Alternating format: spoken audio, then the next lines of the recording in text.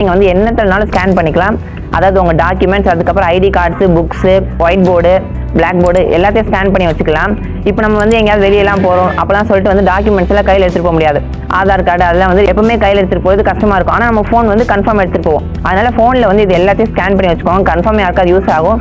So வீட்டில் இருக்க original copy திடீர்னு தொலைஞ்சிருச்சுனா கூட இந்த நம்மளுக்கு வந்து ஃபோனில் இருக்க ஸ்கேன் பண்ண டாக்குமெண்ட் வச்சு நம்ம டவுன்லோட் பண்ணிக்கலாம்.